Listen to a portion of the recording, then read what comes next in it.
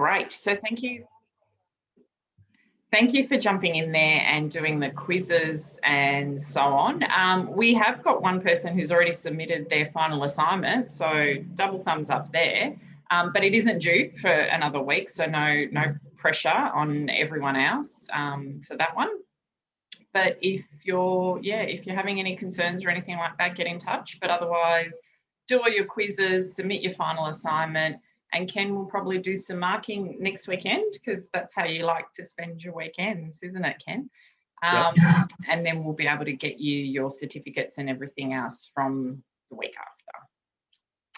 Yeah, but I will open up the opportunity for anybody to ask questions about their safe system assessment at this stage. So you could either write the question in, or you could put your hand up if you want to have a bit of a chat about it. We can give you the ability to unmute yourself there.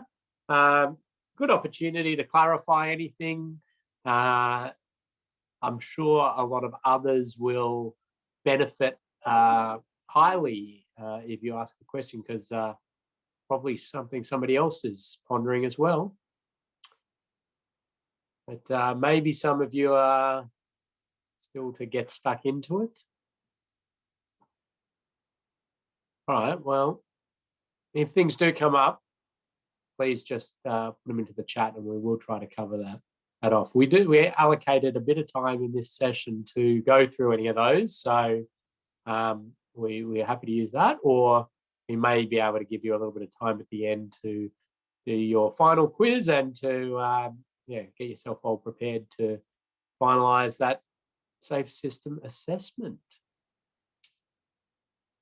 Okay. Thanks, Kathy. So we're recording the session. That's good. And here we are, Module 6. So Module 6 now is really all about us delving into the process, the policy, and when a safe system assessment is best to be done and who does it and how it's done and those sorts of things. So we're assuming that you've now got the theory on how to do safe system assessments and the mechanics of it, how to write it up, the safe system. We're all clear on that. And you're going to put that into practice as you're currently doing and submit that, and you'll get marked, and you may be asked to sort of redo it or have a go at altering some sections in order to get you up to that pass mark. But that's not an issue. Don't get too concerned about that. I mean, it's part of the learning process, is that you'll have a go at it. You'll get some feedback on areas that could be improved. You adjust those and you learn how to do that. So yeah, get those in. This session, we're going to have a little bit of a chat about some of the, I suppose, benefits of a safe system assessment from some evaluations of safe system assessments that have been done, a bit more about the process of safe system assessments within an infrastructure project, and the difference between a safe system assessment and a road safety audit. Remember to count your wallies.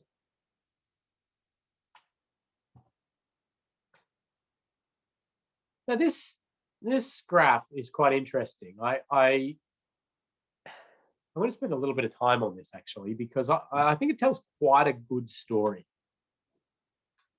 What it is there was an evaluation done of the effectiveness of 35 safe system assessments done in Victoria on major projects, big projects, bypasses, so town bypass projects, major duplication jobs, sort of that sort of size of project.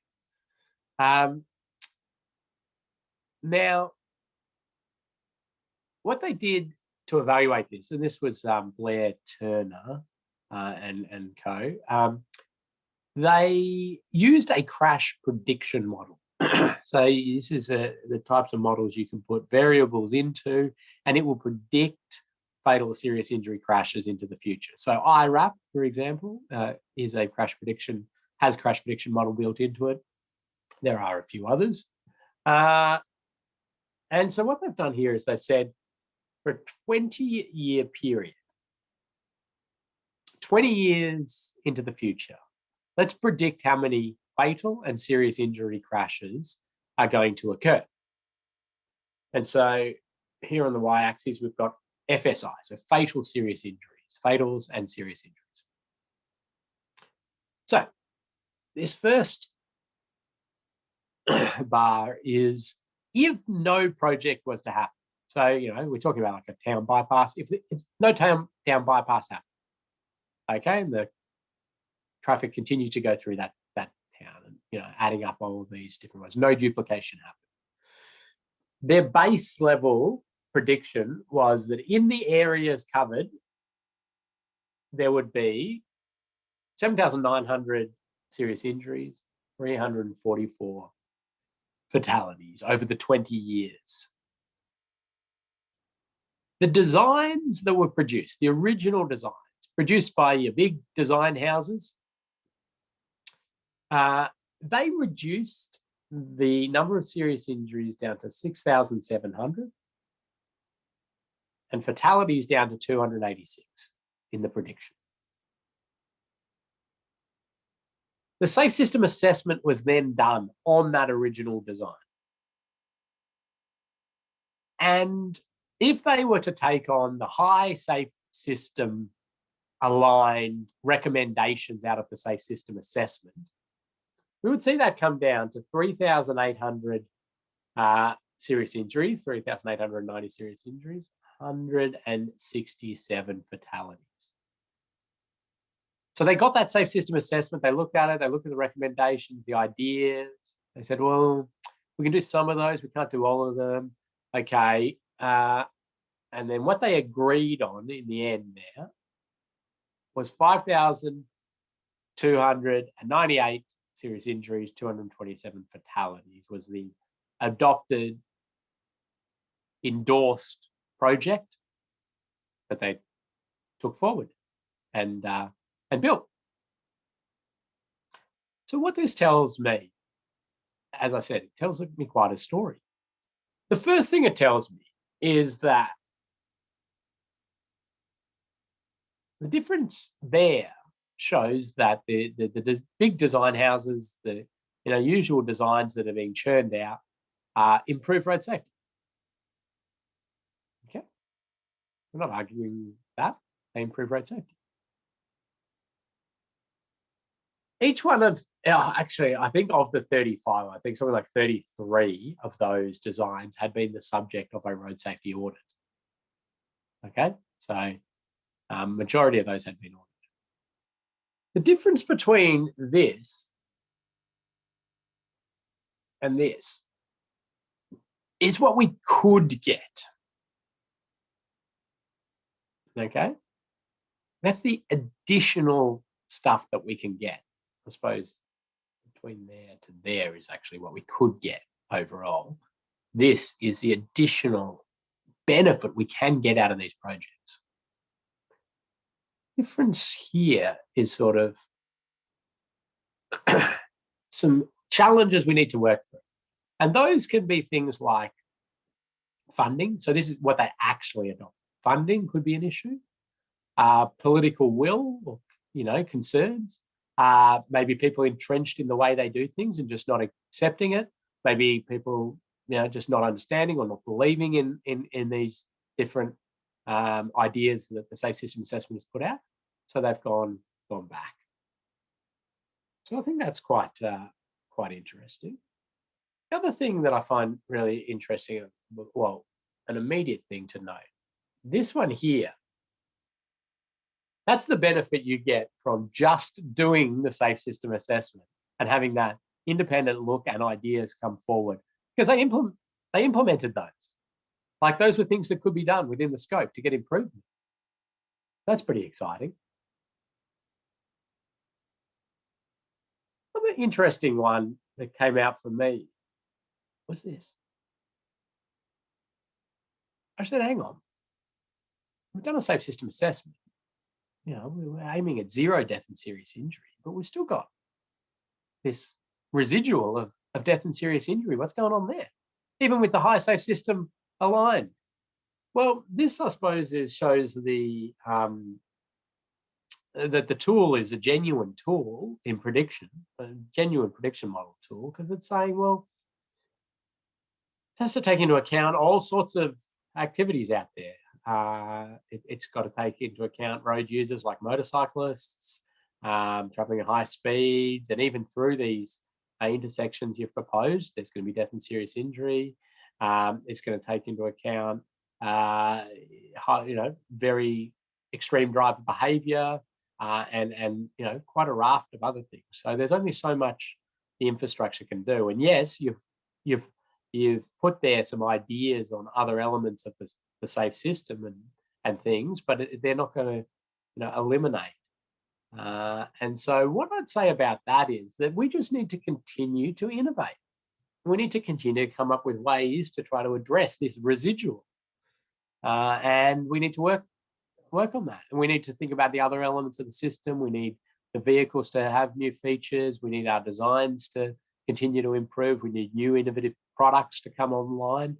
We need to continue to bring that down. This difference, we need to change a culture within our industry. We need people to start embracing these things. We need more funding. We need more political will. We need to get the community on board with some of these things. This one, we just need to do safe system assessments and make sure somebody's asking those questions and putting these ideas forward and looking at it through this lens. Hopefully, this bit here, we can continue to bring this down as the design industry gets better and better at being informed. We change design standards, and things continue to get better. And I dare say that we are bringing this down on a couple of areas already, where the design industry is getting much better at from the start, the original designs being better aligned with safe system principles. So quite interesting little graph there. Any questions or comments on that, Kathy? There is a comment about funding playing a big role. Yep. So funding is in this one here. That difference. What I'd say is that safe system, better aligned safe system features can cost more, but there's often times when they don't cost more, or in the scheme of things, they really don't cost more, or sometimes they are actually cheaper.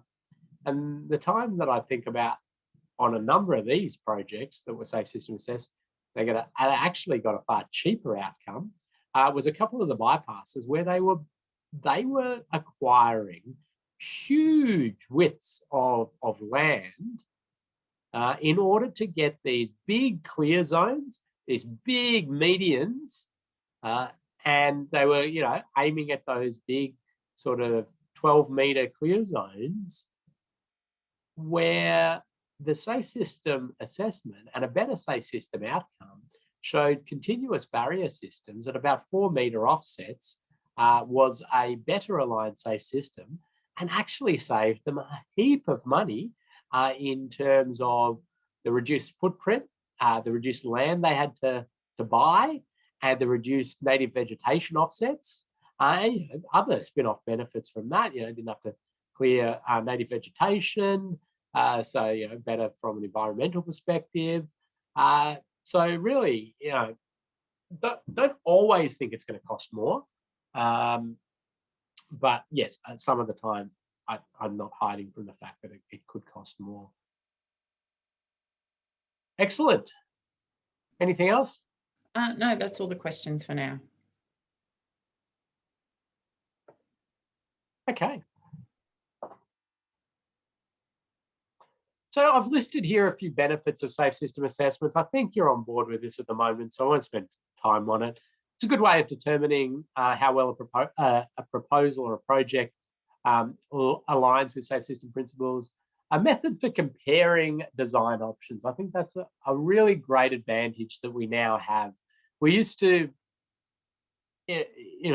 get all your design options, and your multi-criteria analysis wouldn't really have road safety as a numerical sort of, how do you do that? You used to go, oh, we'll do it to design standards, and that's a tick, and then we'll do a risk assessment and see if there's any risks that pop out. But now we've got some numbers, and we can quantify things, and we can put options on the table and really peg them back to their alignment with safe system principles. Information on design changes that will move a project closer to safe system. So that's, it's another good tool for that. Good method for assisting planners, designers, and project managers to move the safe system from theory to practice. And that's certainly been a frustration for a lot of people in the industry, that they hear the safe system idea over and over and over again. And you're like, well, what does it actually mean in practice? And this is a tool that really helps take it from that high level, head in the clouds, philosophical thing to an actual practical decisions on the ground tool. And it's a sound basis for future planning, design, and of road infrastructure. So let me go through a bit of process guidance, a bit of best practice in how we're understanding things now with safe system assessments.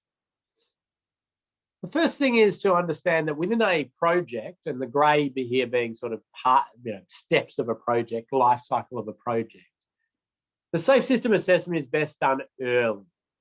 Early is best. When there's a concept or multiple concepts, sort of drafting it up, not into the detailed design. Once you're into the details of the project, detailed design, we're talking drainage, design, pavement design, into all of that sort of stuff.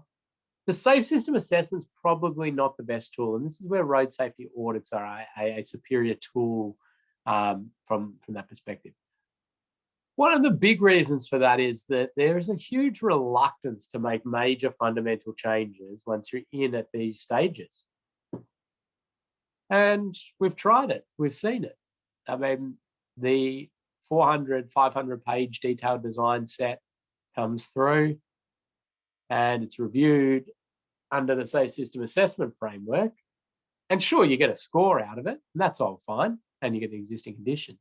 But then when you're making recommendations that make fundamental changes to the intersection form, the alignment, big stuff like that, the projects just aren't having a bar of it. They're way past any of those decisions. They're into expecting, you make commentary around, I don't know, the flare rate of the barrier system, or the exact line marking, the positioning of lighting columns, or these sorts of, detailed things. But if you've got, saying, well, actually the intersection form is high speed signalized intersection, and we believe something else should be done here. It could be a signalized roundabout, it could be a raised safety platform, it could be grade 7. They're not going to move on that at that stage. So early is better. And a lot of jurisdictions have sort of moved down the track where, well, Victoria certainly has, and a few others, where they're saying at the early stages of a project, you must do a safe system assessment for any large project. After that, you do road safety audits, but your road safety audit should be looking back at the safe system assessment to ensure we're still keeping the overarching benefits that we're trying to achieve.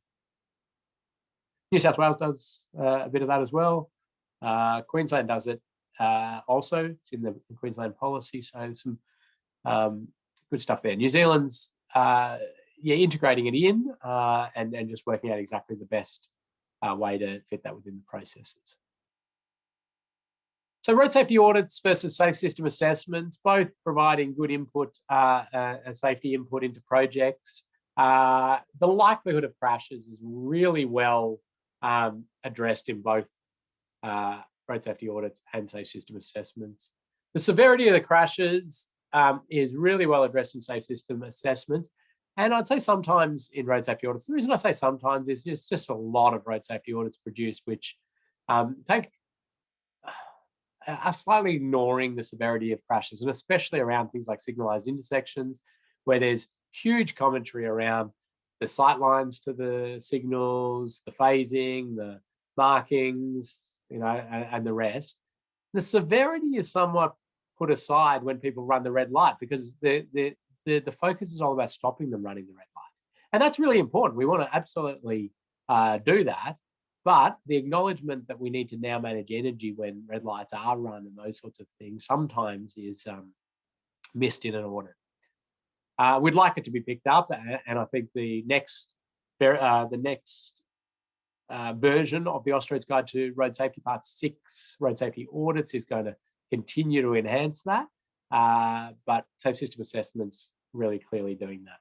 Exposure to crashes is generally not identified as its isolated feature within an audit. It is within the safe system assessment. It's probably just embedded in likelihood in an audit. Recommendations for improved road safety outcomes, absolutely in both. Considers all road users, they both do. Real focus on fatal serious injuries only, well, that's the safe system assessment. It's all about fatal and serious injuries. Road safety audits can and often do drift into more minor issues. Now that's okay, and that's an adds a lot of value to a project. But the safe system assessment is really focused on that high-end severity, and that's what the next one covers here. Safer vehicles, so a full safe system assessment is going to look really into what vehicles are using it, and those prompt questions we talked about. People, say sometimes on audits, there's sometimes some good, looking into what are the road users, are they intoxicated, are they school children, what they're doing. Lots of auditors are sort of taking that into account. Maintenance, yeah, you sometimes would look at it, can you maintain this asset? Are there going to be challenges around that? It's a bit more clearer with a safe system assessment due to some of those prompt questions. Post-crash care, I've never seen a road safety audit that looks into post-crash care. When the crashes happen, will emergency services be able to operate efficiently and effectively and extract injured parties? Makes recommendations to redesign the project if required. Maybe that crosses a bit harsh. Maybe we put sometimes there as well. I mean, we're told as auditors, road safety auditors, and it's in the Austroads Guide that it's not your job to redesign the project. You make commentary around issues and make some suggestions. Safe system assessment is more aligned to helping that major change in the project. Encourages innovative designs to minimize harm. Now, innovative designs is interesting because road safety audits can take a fairly risk-averse approach to innovation and the like. And auditors see things in slightly different ways, and some auditors just won't like something and it'll end up being high risk. But if you run it through a safe system assessment, through that formalized systematic process, the result just sort of almost speaks for itself. So it's better to help innovation in that sense.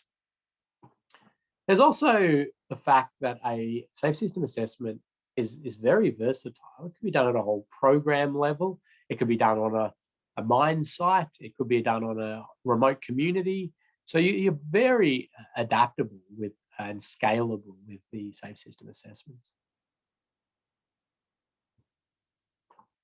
So the generally adopted process by most jurisdictions is as follows. There's a determination of what type of safe system assessment will happen, what the scale of it is, the depth of it. And the Victorians and South Australians use these two terms, full and rapid. The Queenslanders use a different term, a light instead of rapid, a light safe system assessment. But that's really up to the road authority or the project manager or the designer to make this determination. I'll explain the difference between the two shortly. Then there's a selection of the team. And again, it's the client, the designer, the project manager, they will select their team to do the safe system assessment, similar to a road safety audit. Often it's like appointment of a consultancy to do it, or the like.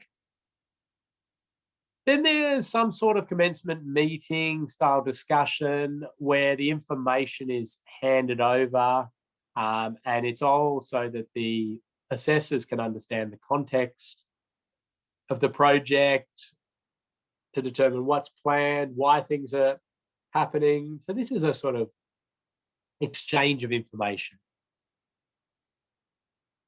The safe system assessment team then gets out and inspects the site, looks at the plans, reviews things, and completes the safe system assessment matrix, which you're all getting very familiar with now, hopefully. Considers there's other elements of the safe system through the prompt questions.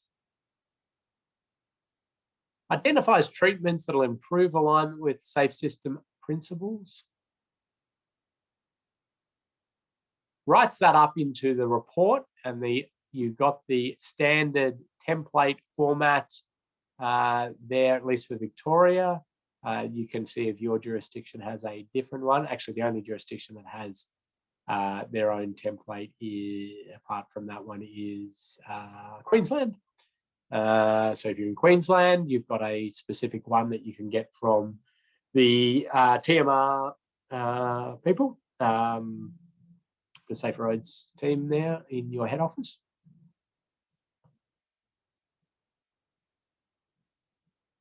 That report's then handed over, and the client, the designer, the project manager, whoever receives it, looks through. They've got recommendations, and they respond to those. They don't need to respond to the team as such. It's about them making their own response. That's why you're leaving the project response column blank in your report, because that's reminding them, hey, you've got to answer this. You've got to decide, are you going to do this? Are you not? And if you're not going to, maybe you're going to address that risk some other way. And then the design is amended, and hopefully it incorporates lots of those changes, any that are accepted. So there's a process that's laid out. Now, some of you are probably quite comfortable with this process because you'll see it mirrors a road safety audit process pretty much. And that was sort of intentional. It's a very similar process. And the assessment's slightly different, but it should be something we're all fairly comfortable with. Are there any questions at this stage, Kathy? No, we're all good, Ken. Okay, well, do pop your questions in. Keen for anybody to get clarification. So there's a number of things emerging now in terms of accreditation, registration, and these sorts of things. I'll briefly take you through what Victoria's doing, and I can probably bring up what South Australia's doing, although I might need to jump out and open up a web page to do that one, but that's all right. So what we've got here is the VicRoads website. Probably at some stage going to get changed to a Department of Transport website, but that's all right. It is still as it is. And they've got this safe system engineering page, and they've got a whole page dedicated to safe system assessments. And they've got there the guidelines. So they've got the Austrads guide. They've got the Victorian guidelines. And then they've got the template, the rapid template and the full template. So you'd pick which one of those you want to use. And it says there, please, take it, rebrand it, do whatever you want, just follow this format. And then a bit further down that page, they've got this register of recommended safe system assessors. And in here, their sort of pathway to become a recommended safe system assessor from the Victorian government is to undertake this course. So you've got a tick there. And then you have to gain first-hand experience facilitating and reporting a safe system assessment. And you've got to submit that. And they will review it and market. And if they deem you to have the skills to undertake safe system assessments, then you'll be added to the list. And the list is just a PDF list, which they update periodically. And it just has lists of people, organisation, and contact details. That's all you see. So not like some of the road safety audit registers where there's more detail behind it. It's just a list as well. The South Australian one, I put it in. Okay, and South Australians have also now got on board with a register. They call it a list of pre-qualified safe system assessors. And this one is, again, says you've got to have done this course or any equivalent course, appropriate safe system assessment course. And then you email your certificate through and they will consider putting you onto their list, which is growing as well. So we're seeing quite a real endorsement of this process and the like by some of the road authorities. Queensland has made it very clear in their road safety policy, their organisational policy, if you read this document, that safe system assessments will be done on all projects. So that's pretty exciting. Queensland hasn't yet developed a register, but potentially something they will look at with the register of road safety auditors that are there, maybe a little extra tick or something next to the ones that are safe system assessors as well. So we've got a bit of traction there. And I will pause there to see if anybody's got questions about this sort of accreditation, registration in your jurisdiction. I mean, if you're in a jurisdiction that doesn't have one of these, you've got options of either trying to get onto the South Australian or the Victorian register, and you can sort of say I'm registered there, or you can just simply use the certificate and say that you are a safe system assessor. So if you're in New Zealand, for example, I'm a safe system assessor, and here's my certificate. Assuming you successfully complete this course. The same in Queensland at the moment. So yeah, it's up to you.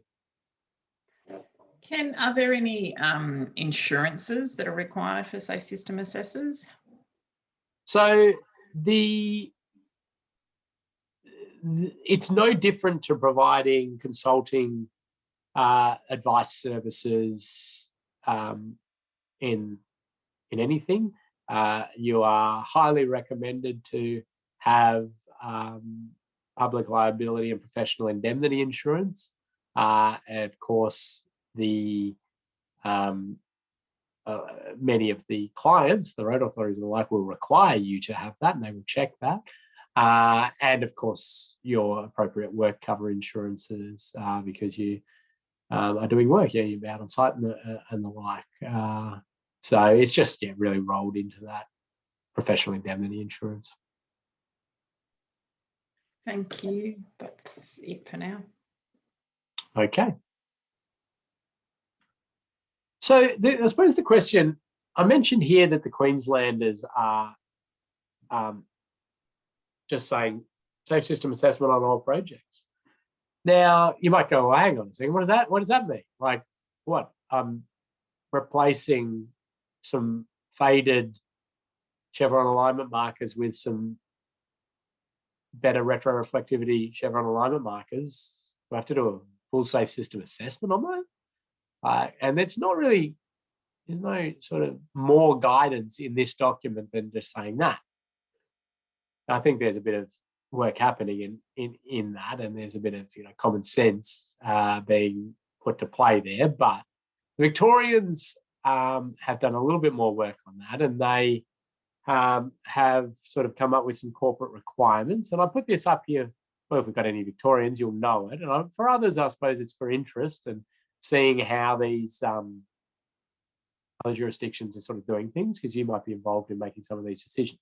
But what the Victorians are doing is saying, well, okay, any project under $2 million, a rapid safe system assessment where it is being determined that a formal assessment is required. So you may have a system or a process that says, actually, we don't need this because it's just changing existing signs, making them brighter, or making them better. And, you know, we've determined a safe system assessment is not required. We're not going to pay somebody independently to review that and give us a matrix and the like.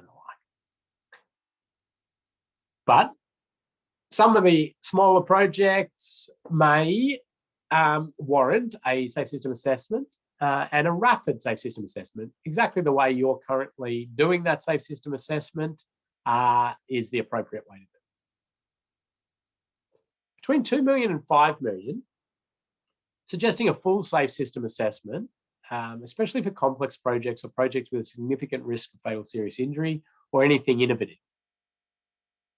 Rapid safe system assessments could be okay for the lower risk ones of those, or where repeat assessments are happening. So a full safe system assessment's been done, made the recommendations, they've altered the design based on recommendations and other things that they've been thinking about, they hand it back. You don't need to do a full safe system assessment again. You could add to that or do rapid safe system assessment. Above 5 million, full safe system assessments for all projects. And a rapid can only be done if you've already done a full at some other point. It's a repeat assessment. So there's some guidance there.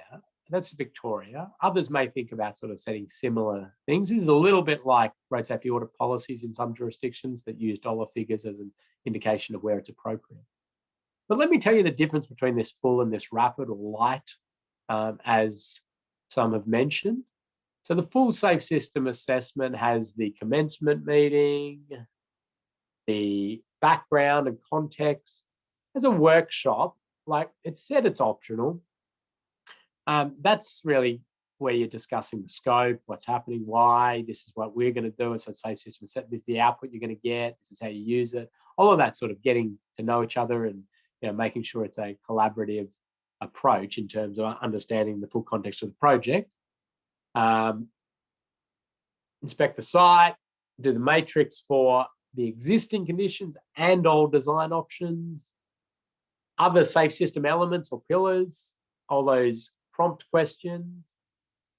You give recommendations on what can improve this alignment with safe system principles. You do the full reporting, and then they adopt any changes, and they rescore if necessary, and alter the design. When we go over to the rapid, what we sort of can remove, potentially the commencement meeting, especially if it's, something that, the consultants you're being used, no safe system assessment, the client, no safe system assessment. It can be just a no need for that, commencement meeting and the like. Again, workshop can be removed. You may still want to do it in the rapid, but it can be removed. Site inspection can be removed. Now, we still do site inspections on rapids, but it could be removed. It can be taken out. You still do the matrix. The consideration of those other safe system elements can be taken out. So the vehicles, the people, the post-crash care, that analysis, those qualitative questions can be removed. Obviously, you just do the rapid safe system assessment report. And that's probably about the main changes. So, you can probably bring it down to about 60 to 70% of the effort. So it's not like one takes an hour and one takes a week. There's still a lot of effort in a rapid safe system assessment, but it's less.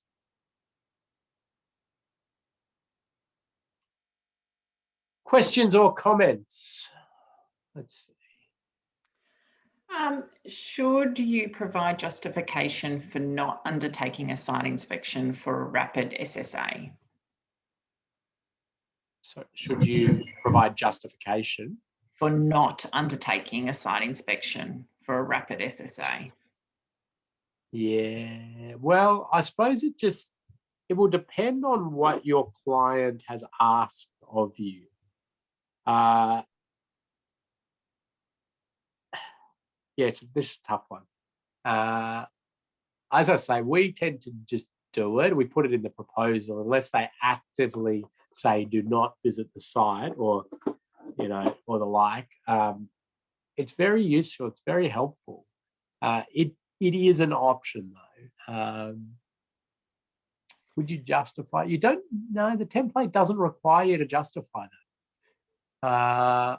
You might make some notes in your commentary. You might say site was not inspected or site was inspected via Street View, which I think is a poor substitute, as I think many of you do as well. But nonetheless, you don't really need to justify it. If they've asked for a rapid, you're within your ability to just not do it.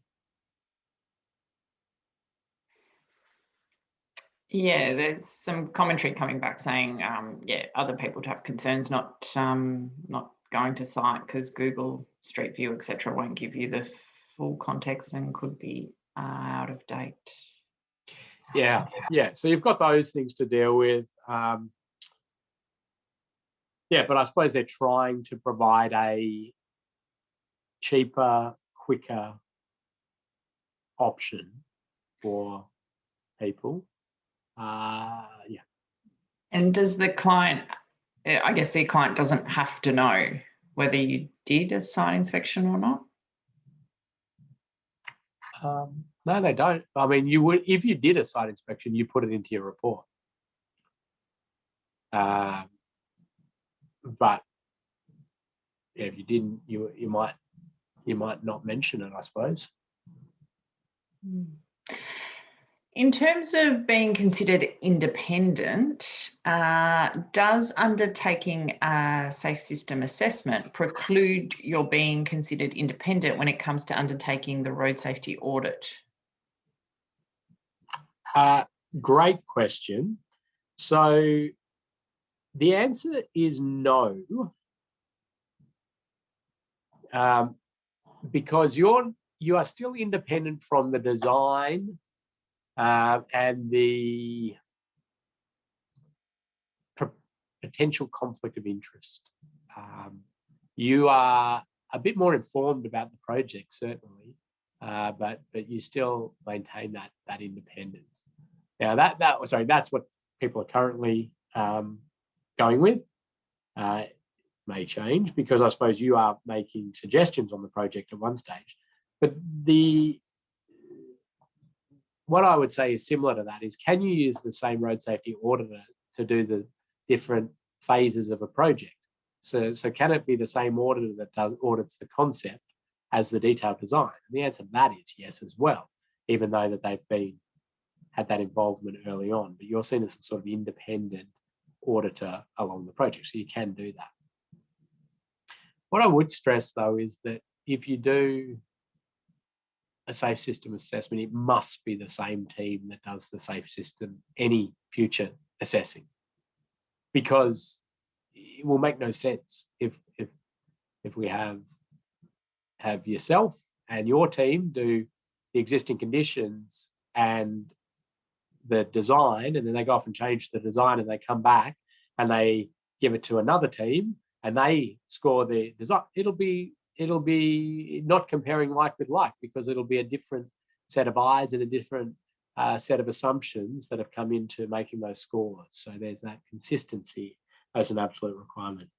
Certainly we do see a fair bit of sort of people bulking the package of safe system assessment and audits together to the one consultancy, probably saving lots of administrative stuff. So the safe system assessment, and then down the track the audits, and it can help with the understanding of the project and the context and everything like that. So there can be some advantages from that sense. Hopefully that answers that question. I think we're good to carry on, Ken. Well, we might jump into a few sort of scenarios of road environments. I think before we do this, we will just have a very short stretch and fill up coffee. But what we'll do is when we come back in 3.5 minutes, we will just run through a few different road environments and what is good and bad in alignment with safe system principles. So let's have a break. Sounds good. And probably, again, just to recap, if you've got questions, you can ask them anonymously in the Q&A if you'd like. And usually if you've got some questions, as Ken said earlier, other people probably have the same and will be relieved when someone's asked the question they didn't want to ask. But anyway, anonymous question asking, there's a big advantage of online, isn't there? Say whatever you like. Really. I had to ask that anonymous question in an in-person workshop. Right. Back in 3.5 minutes. Thank you. Time to get back into it. Let me reshare my screen. Okay. So as I mentioned there, what we want to do is cover off some different road environments. Now, why I want to do this right at the end, pretty much last thing we're going to do for the course, is because you are hopefully going to pass this course, get a certificate, be patted on the back and say, go and do safe system assessments and go and save lots of lives. Well, you could do safe system assessments anywhere. And the practical exercise that you've been asked to do is on one particular intersection in a particular environment and some very specific attributes to it.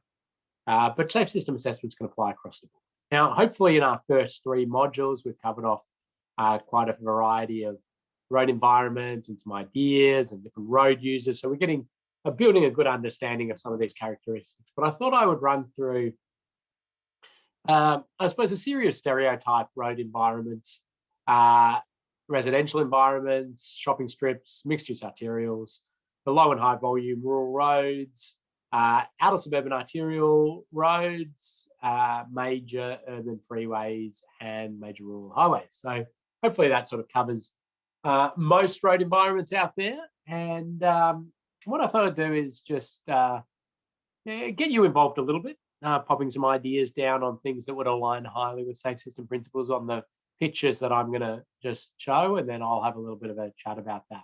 But of course, to continue the exposure, likelihood, and severity theme, when you do pop in ideas, I want to know whether they're going to influence the exposure, the likelihood, or the severity. Could be multiple, as you're finding out. So here we go. We've got a residential street. It's got a default 50 km/h speed limit. It accesses out onto an arterial road down the bottom here. It's got houses and people there and parking and trees and nature strips, and it looks fairly typical. So what I want you to do is just jot a few things down into the chat that you would like to see altered to align better with safe system principles and whether it influences exposure, likelihood, or severity.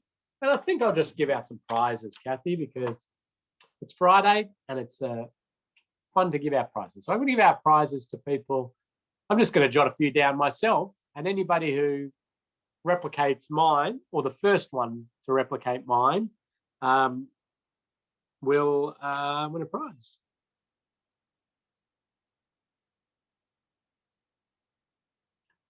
All right, let's see. And let's see if you're influencing exposure, likelihood, or severity.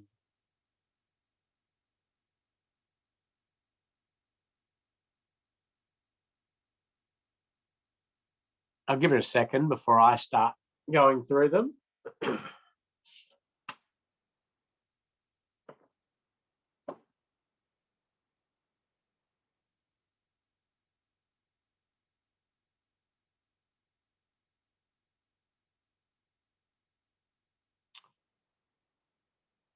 Okay.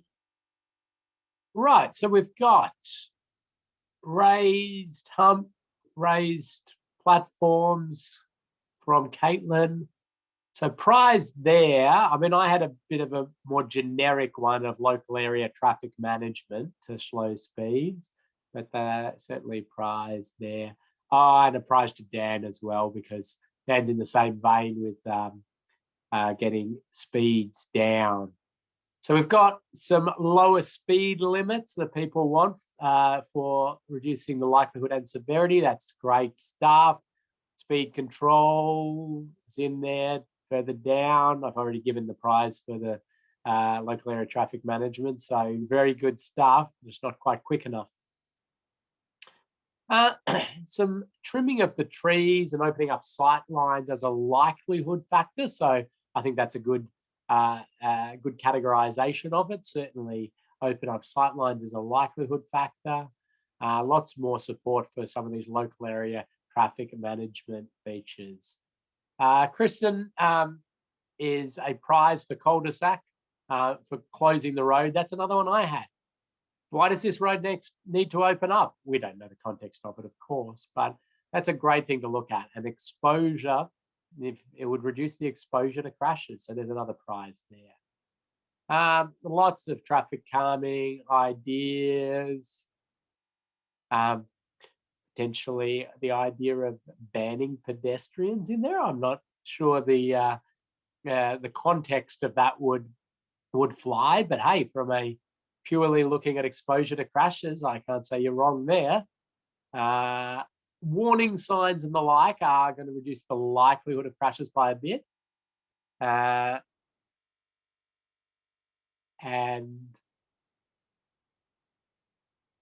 so there's some sort of commentary around cul-de-sacs potentially being against some planning frameworks. Well, I think it's about the context of each of these, isn't it?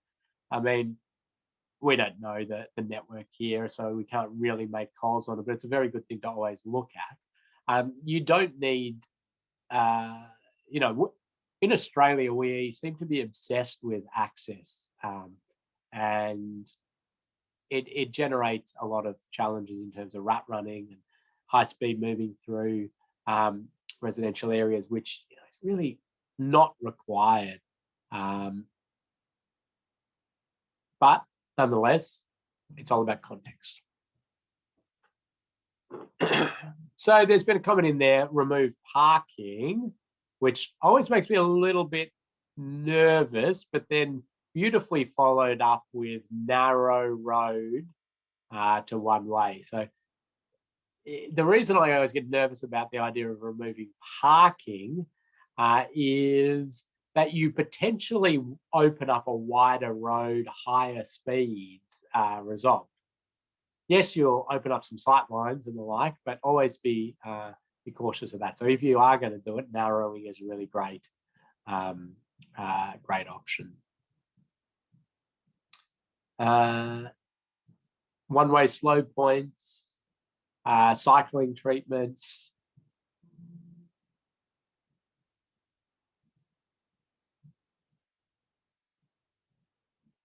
Okay. So I think that that's all wonderful stuff. And I think we can all see there that ideally, yeah, trying to close off, lower speeds, and then do things to improve the likelihood of grade. Don't forget, we can also look at, the other elements of the safe system, which we didn't really touch on too much, but in terms of education, helmets on, that's good. The way people go about using the street.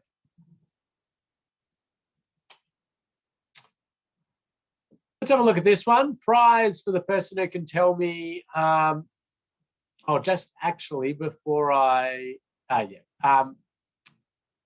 prize for the person who can tell me where this is. Might be a challenge for some of you, but somebody might be able to do that. Is near Coles correct? Again? That doesn't really narrow it down to anywhere. Yes, but good. Well done. Near Coles. No, I think somebody got that before there. I think Sarah was onto that with Bondi. Yeah. And then Mark can have a prize as well, because it actually does say Bondi Junction up there. So keen eyes there. This is an interesting one, sort of looked at from a safe system assessment perspective quite a while back. And we won't go through it, this one in the same way. We'll do another one later on. But really, this is the entry into the big shopping centre and, train station, everything like that. Major shopping area, lots of pedestrian movement, as you can see, cyclists as well. Now, the area, I think, is operating at 50 km/h at the moment, or in this photo. It might be a 40. But really, I mean, this is an obvious place where pedestrian priority could really come to the fore. We need speeds down very low in these situations. The fact that it's a place under the movement in place gives you your ability to really enhance that and make vehicles sort of the odd one out. I mean, this is really looks like a road, doesn't it? This is a road with pedestrians crossing it. I mean, the area could almost be more a pedestrian area with vehicles being the odd one out, due to the volumes and the like. And then as a result of that, the speeds that you could operate are very low. People in these sorts of ones often say, well, we could do pedestrian fencing, stop them crossing. Well, they need to cross. They will cross. They will walk on the road. They'll be trapped on the road. And that really degrades your place value as well. So I'd tend to, at a contextual level, move away from that sort of stuff. There's a few sort of ideas there. Let's jump to the next one. Of a Sydney-based one. Let's have a chat about this. These are going to be tough, because these are the mixed-use arterials, which traditionally have that prioritization of everything, like traffic priority, public transport priority, pedestrian priority, cyclist route. So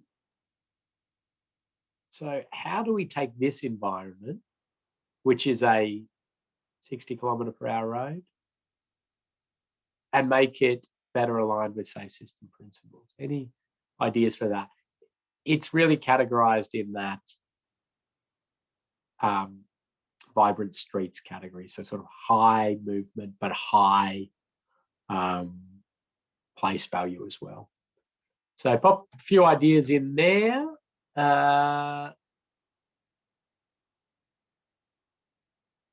Let's see. And your exposure, likelihood, and severity, of course. And I suppose I better give out a prize, eh?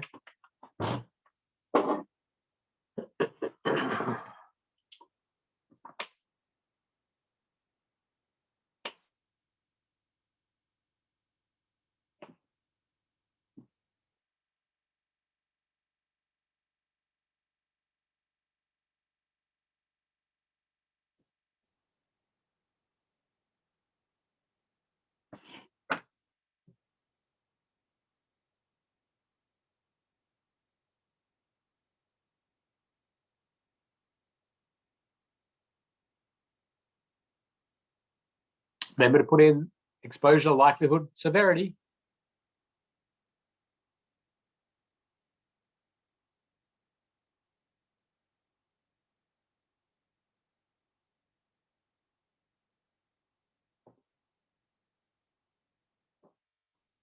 I'll give you a minute to do that.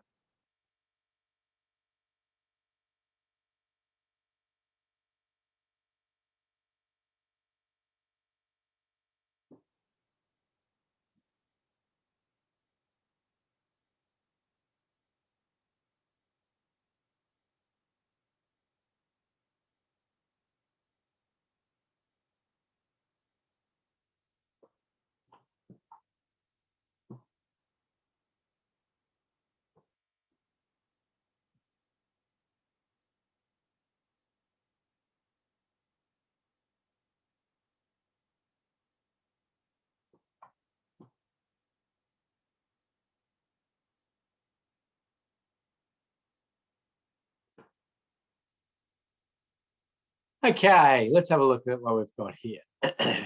So we've got some people looking to put pedestrian fencing and the like up. Again, I think with these vibrant street environments, that's probably not going to be in the context of what we're trying to achieve out of this.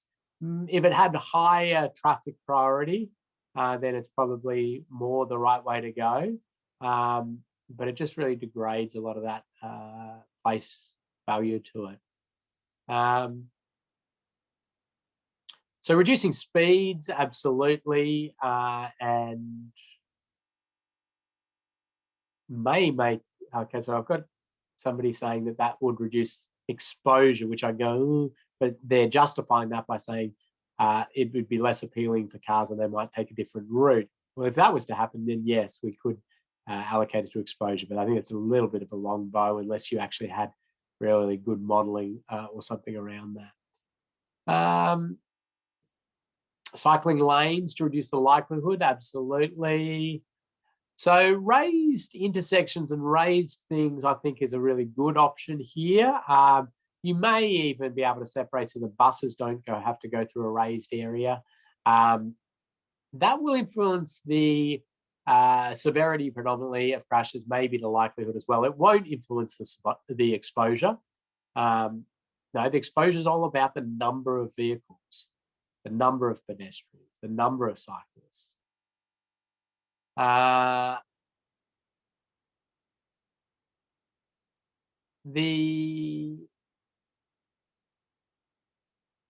So just reading through what we've got here.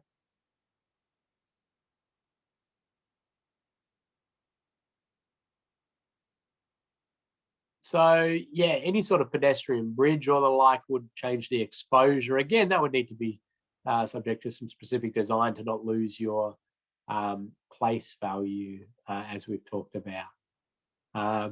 Nice little change up there. Light rail, changing the exposure and potentially likelihood. Yeah, changing traffic mode could certainly help out there in a long way.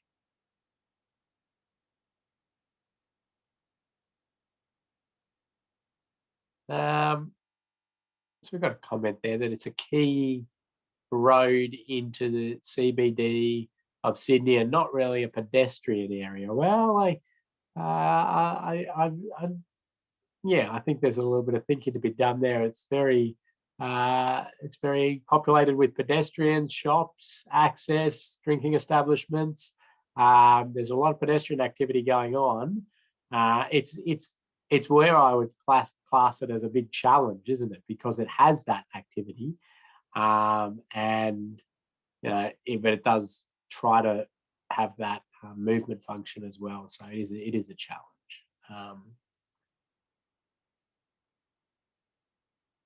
We're getting the opposite from somebody else. So lots of lots of challenges there. A couple of things that I thought I'd mention, little tweaks and bits and pieces that you can do. You can make it, you can play with your traffic signals for something like a dwell on red or rest on red, where your traffic signals, at times of the night where there's maybe less traffic movement demand and there's more intoxicated pedestrians and other activity, you just change your signal phasing so it rests on red, and then when a vehicle approaches, it'll go to green and then drop back to red. So it's constantly slowing and stopping people through this route during those times when you're trying to protect pedestrians. You can also raise these points, as somebody mentioned. Actually, I have to go back to the chat now because I did say I'd give a prize, and that was one of the ones on my list. So actually, Kathy, you can look. The first person that said anything about raised points along here, I think it's a prize. Now, I did mention the bus. You could do like a separator of some description. You have the bus lane flushed. You could then raise these other bits. It'd be an interesting little way to go, wouldn't it? Maybe you'd have to consider, will people use it as a bypass? And there's other issues, but maybe not. Variable speed limits as well, I think, is a really important thing to think about in these areas. So times of activity. It could be lower speed limit or particular times of risk, and then it could be higher speed limit when there's less risk. So it's a sort of entryway in. But a lot of the stuff you're mentioning is really great.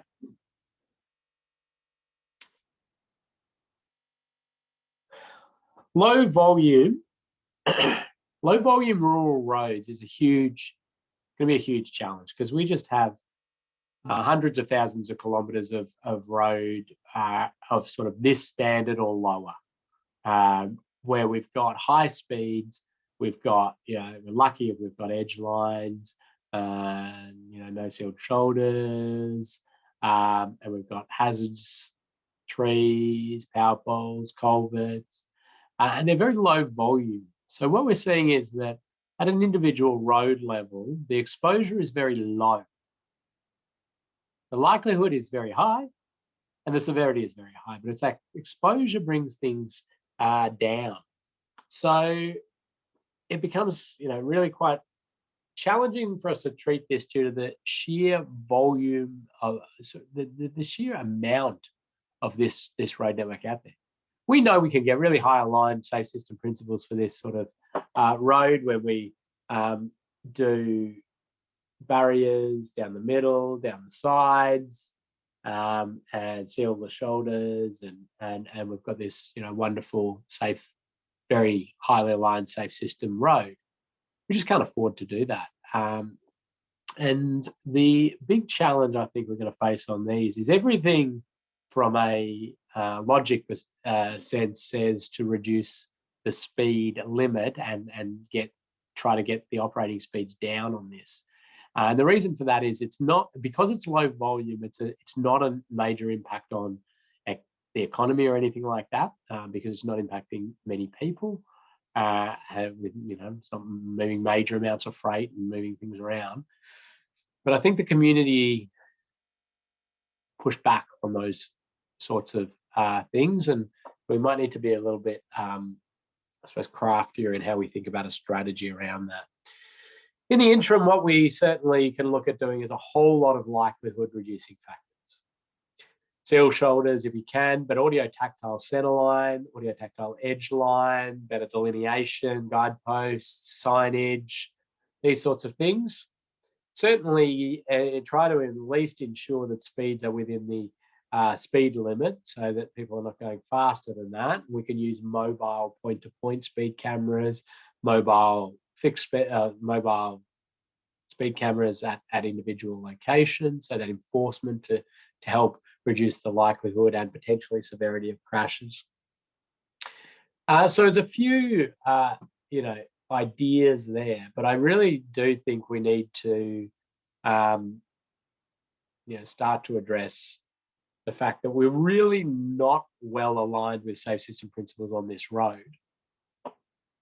And even when we do those likelihood factors, we're still quite far away from aligned to safe system principles. Big challenge there. And I don't think we have time in this course to run through the speed debates and challenges and how we might attack that. I think that there might be an entryway in for us to do that with some dusk nighttime speed limits. I think people are a bit more understanding that they would drive slower at night, or they can at least peg that back to a risk that they feel resonates with them. But yeah, I think a big challenge. But welcome any comments on that if anybody wants to say anything.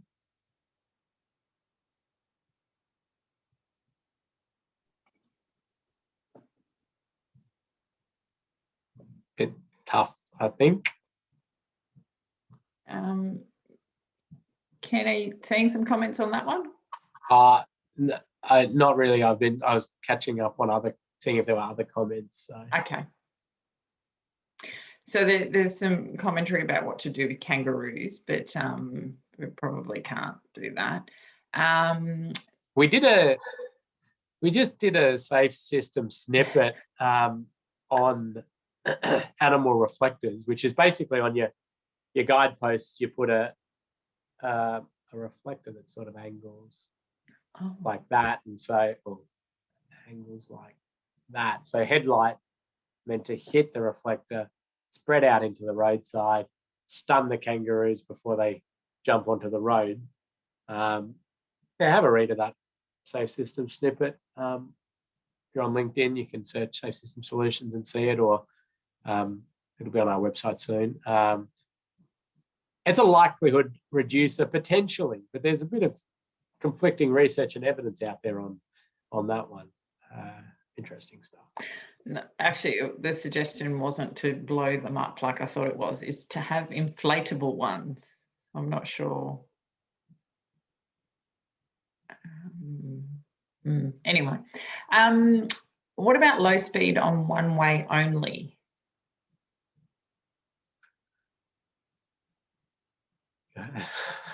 That's, I have to think about that. So I assume what there was, like, you can go 50 in this carriageway, and when you're going that way, and 100 in this carriageway. I assume so. Yeah. Interesting. Different. Would yeah. It would alter severity potentially. Yeah. I'm going to have to ponder that. Advantages, disadvantages. We don't tend to do offsets, speed zoning, unless we're on the approach to a railway level crossing. That's in your speed zoning guidelines in most jurisdictions, but nonetheless, could change that. There's a comment about geofencing is working with the truck drivers, working with Volvo and Mercedes-Benz on forward radar warning for animal hazards and reduce speeds at night to 80 kilometres an hour. Yeah. So there's lots of in-vehicle stuff, which I think holds our hope here, and lots of, rerouting of vehicles and thinking about where they are, in-vehicle enforcement, monitoring. So lots of exciting other elements of the safe system. The infrastructure side of things, I think we're in a big challenge here to actually be able to, spend the gazillion dollars required to get these to be able to operate at 100 currently, and align highly with safe system principles across all the roads in Australia and New Zealand. Yeah, big challenge. So let's keep pushing those other elements. All right, I'm going to keep moving along. A question there, would the 80 km/h speed limit be for all vehicles? Well, yeah, I mean, ideally we would make the default speed limit 70, and we would raise roads where it's appropriate to travel faster. And this would not be one of those roads where it would get raised. This runs somewhat parallel to the Hume freeway. So the Hume would be at 100, 110, and this would be at 70. And, that would do multiple things, make this safer, encourage people to use the far safer Hume with the continuous barrier systems and the like. But again, that's sort of this sort of utopian view of the world. The Swedes did that. They just went out and made their default speed limit 70. Parliamentary commitment, everybody got together, said, yep, we're doing it. Lots of people angry about it, but hey, it's happening. And then we will raise the appropriate roads. What we end up in is this fight to reduce a single road down from like a road like this, from 100 to 80. And you get all the individuals going berserk because I've driven it my whole life and I've never had an issue. And they're thinking, and it's, they're fair arguments that they have because they're looking at an individual sense, not the collective sense. Anyway, let's keep moving on. I'm going to give you a bit of time at the end, I think, to do your quiz and to move back and progress your safe system assessment assignment. When you're into higher volume roads, like this one, although it doesn't look higher volume, but it is a higher volume, trust me on that. Better to take a photo in the middle of the road when there's not vehicles around.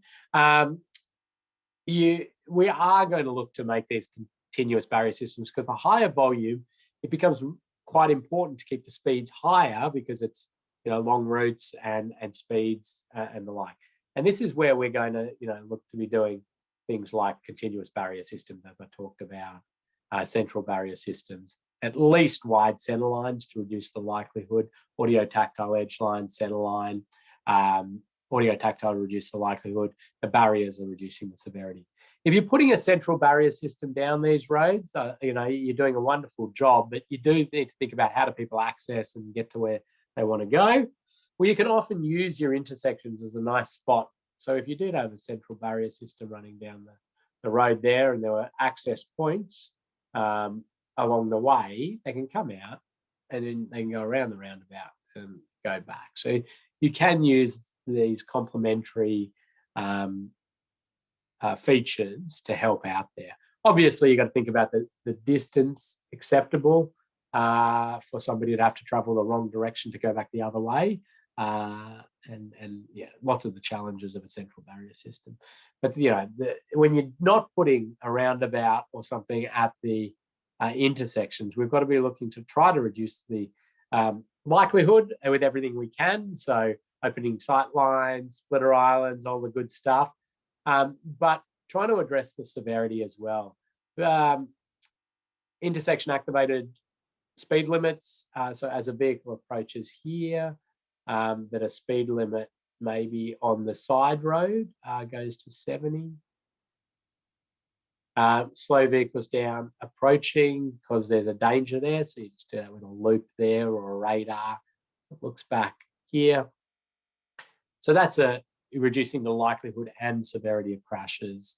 Another good example, not quite, obviously not as good as your roundabouts or the like, but these sorts of things provide us with supporting treatments.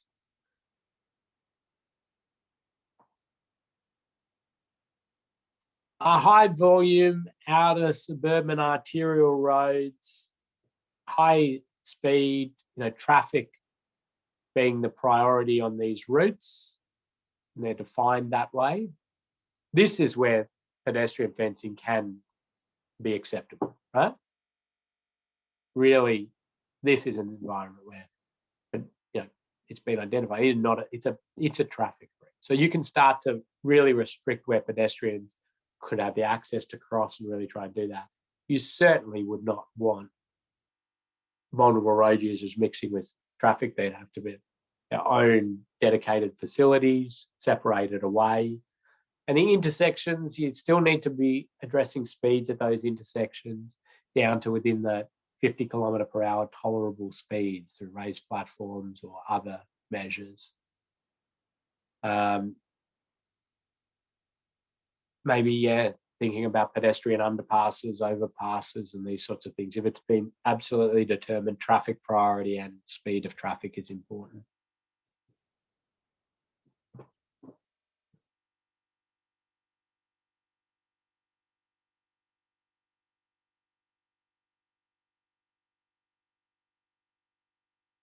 So I'm just reading it. Okay, so we're hearing there from Sean about the side road vehicle activated warning signs. So yes, New South Wales has some warning signs. Other jurisdictions have used warning signs.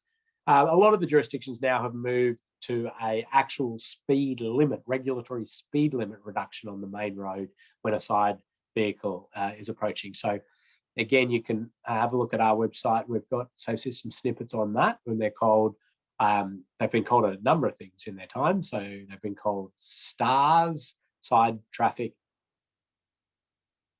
activated rural speeds, STARS, RIORS, rural intersection activated warning signs, SRAS, side road activated speeds, and they're certainly they're proving to be pretty good. Motorways. Our motorways really are thinking about things like, well, actually motorways operate really quite well aligned with safe system principles most of the time. I mean, we've segregated bicyclists not there, we've segregated pedestrians in the most part. Broken down vehicles and people getting out of vehicles is something to be aware of, but in the most part, we don't have pedestrians crossing and the like. So, we've addressed some of those exposure issues. The likelihood is generally low because of the standard of the infrastructure and the design. And the severity generally is low due to the fact that we have continuous barrier systems. We don't have intersections at grade with the bad angles and the like. Where we see these freeways perform not so well from a safety perspective is as they break down in flow. So when they're operating free flow, as you can see in the picture, they operate very safely.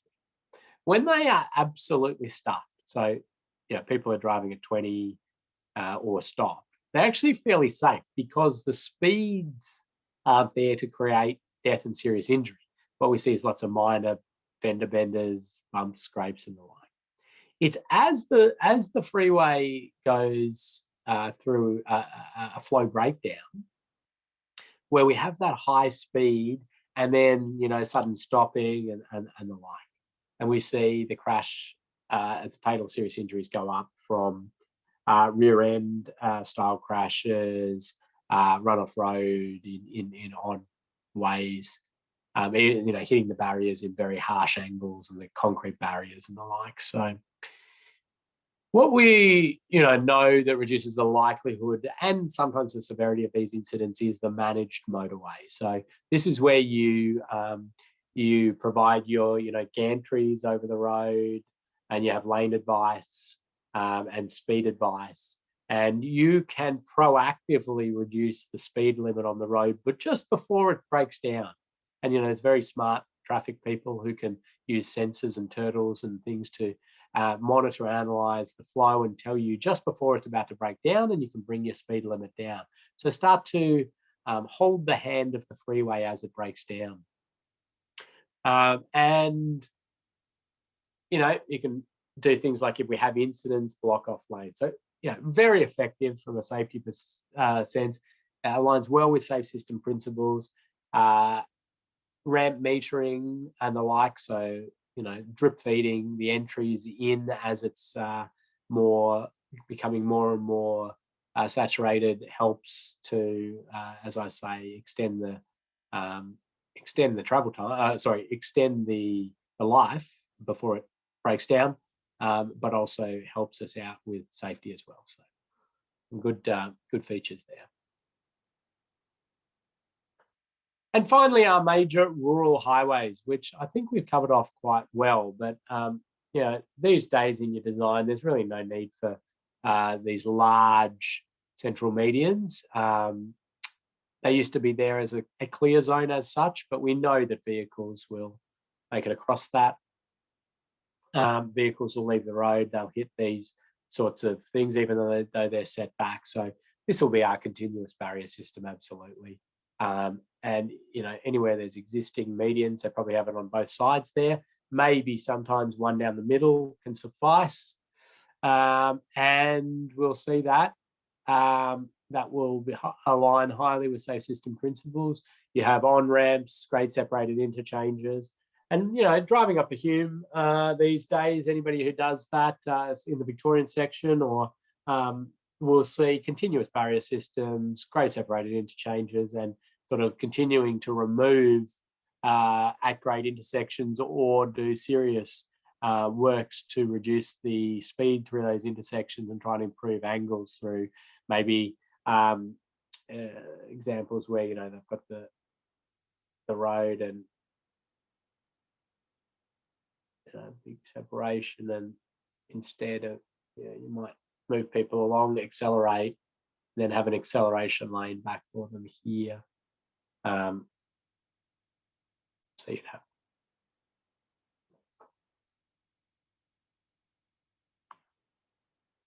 that is, if you provide them their full acceleration lane and then another acceleration lane back, instead of doing a right-hand turn, bad conflict angle, or going straight through, bad conflict angle at speed, accelerate them up, accelerate them back, and then we can have a much safer outcome. Sorry, Ken, just a quick one on the previous. Is point-to-point for trucks only? Only in New South Wales.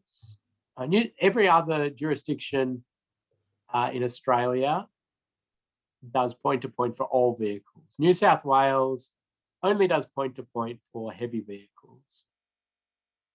New South Wales has more point-to-point speed cameras than I think everybody else combined, but they're only for heavy vehicles.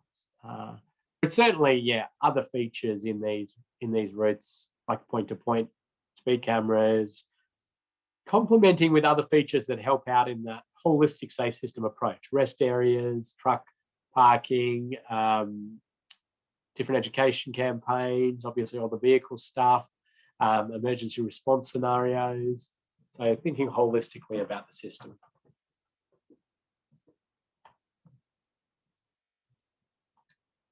I think I'm going to stop there for the moment. I'll see if anybody has.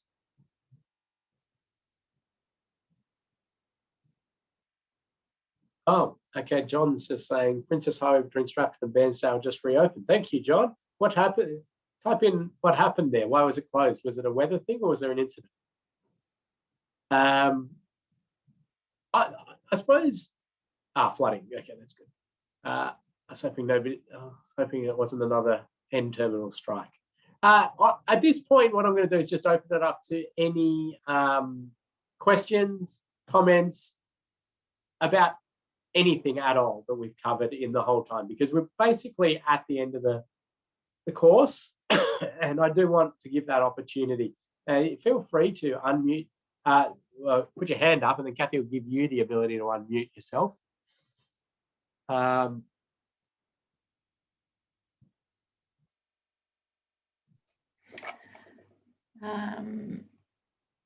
might just take people through whilst they're thinking of questions, Ken. I'll just take people through, I guess, the end part. So basically, once you've done your report and submitted that, as mentioned earlier, Ken will mark those. They're not due until next Thursday, I think.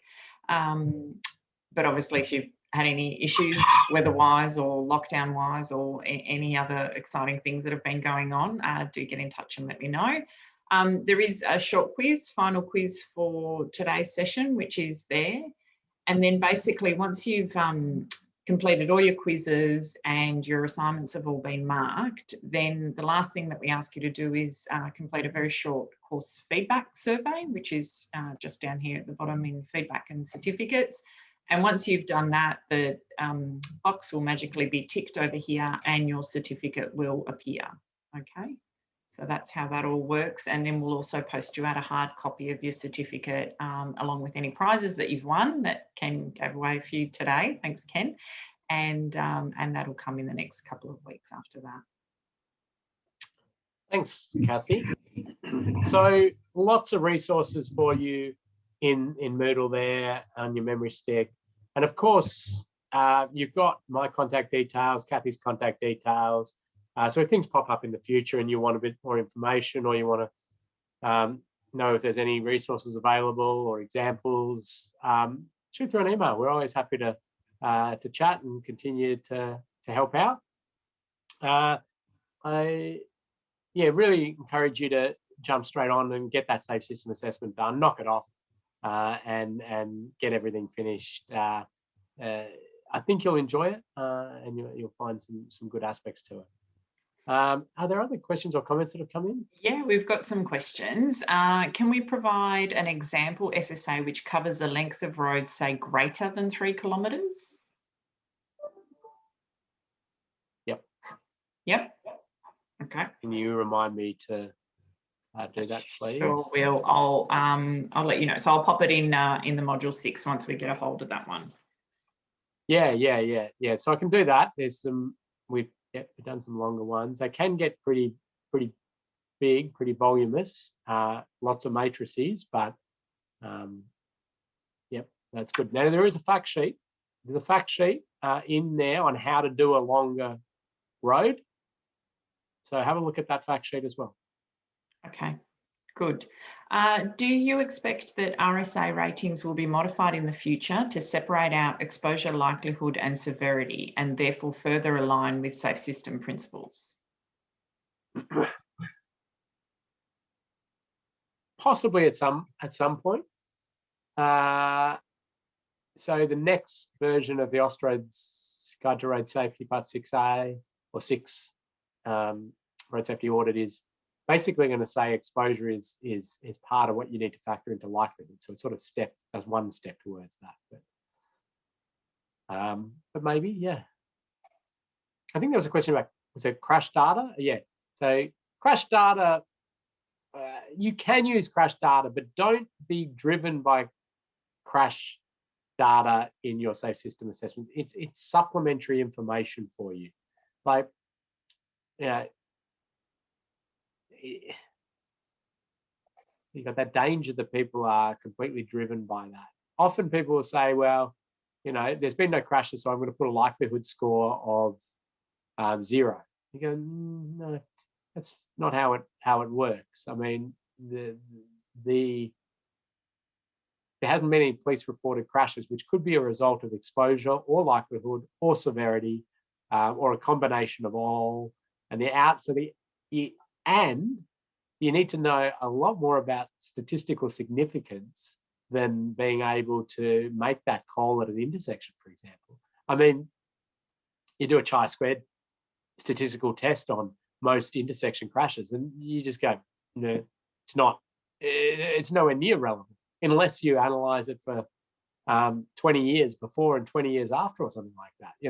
You need to do it. You need to do crash studies at a macro level. You need collections of many, many intersections with the same form and the same in order to get meaningful actual results in what that means from a road safety perspective. So just be very cautious of using crash data. What you can do is, add it, supplement it, look at it, understand, okay, so some pedestrians have been involved in crashes. Didn't see any pedestrians out there, but that's interesting to know. Or, okay, cyclists as well, or, a little bit of a feel, a little bit more intel, but definitely not sort of lead driver in any safe system assessment. Question, just recapping on exposure, and I'll just bring up the fact sheet, I think, Ken, because that always helps. How we calculate exposure at an intersection. Yep. So exactly why we prepared this fact sheet, and as I say, we've got, I think, 6 of these on specific things that people continually need. Well, if they're not well defined in Austroads or in the Victorian or South Australian guidance, so we just said, right, we'll help define it. This one, I think, there'll be a lot of industry chatter about this and continues. Nobody else has put out anything, and we got some confirmation from Victorian government this was the approach until. But anyway, so we're saying that a road of 9,000 vehicles on the side road, 9,000 vehicles on the main, 1,000 vehicles on the side road, and we just add the AADTs there to get 10,000. So some people wanted to just take the main road, some wanted to just take the side road, and some people wanted to multiply the two. And my take on it is it's exposure has been used for so many terms in road safety for such a long time in different ways that really, like, the people who are passionate about it are coming at it from a certain lens, and that's fine. And but it's about ensuring consistency, and hence us putting this out until Austroads make some calls on it. But yeah, for now, that's how you do it. Thank you for recapping that one. Any other questions for now? All right, well, I'll say some final things, and if anything else pops up, we can cover it. But I want to thank everybody for taking the time to do this course. I think it's so important that we continue to push the boundaries. It is, easiest thing would be to just sit back and do whatever the standards and say, and not push the boundaries. And we will just continue to see death and serious injury in our community just continuing on. And I think you're all wonderful for stepping up and saying, no, we're not going to accept that. We're going to try and gather new information, look at new ways of doing things, new ways of analysing, new ways of assessing, and pushing things forward. So thank you. No, so busy. life is so busy for everybody at the moment. So to take this time to do it is wonderful. I'm glad we're able to get to some of you who are in different locations who may have had challenges traveling and doing this with us in person. So that's been a wonderful outcome of COVID, really, that we've taken the time to put this together. And it's really over to you to sort of take this and run with it and really share the information with others, do safe system assessments proactively on projects, feed that information to designers, talk to your clients about your ability to do this now, that you can and you'd like to do that, and run it through the safe system assessment framework. Share that information with others. We want to see an army of people out there doing these assessments, and we want to see old projects being subject to this.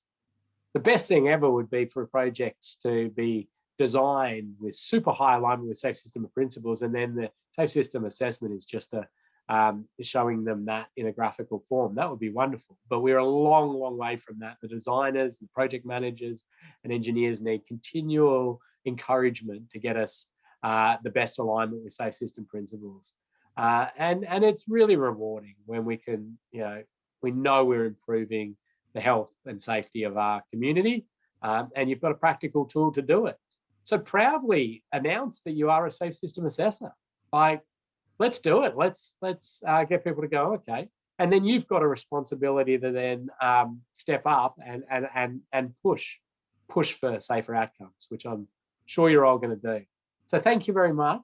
A really great group, great interaction, and I look forward to my weekend of reading safe system assessment reports, which you may laugh at, but I actually do look forward to it, because it's always one thing that particularly pleases me is when people get everything right, and I just go, this is wonderful. They've listened, they've learned, they've put it together nicely, and they're going to be somebody out there implementing safe system everywhere.